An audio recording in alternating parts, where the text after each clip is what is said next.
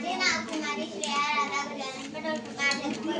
माझ्या शाळेचे नाव जिल्हा परिषद मराठी उच्च प्राथमिक शाळा गौरा, वर्ग 7वा.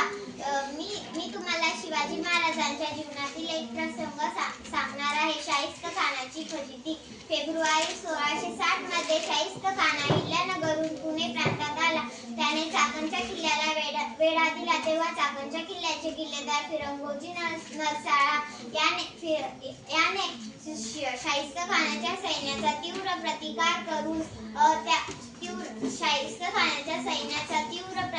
करून केला, परंतु शेवटी शाहिस्त खानाने तो चाकणचा किल्ला जिंकून घेतला.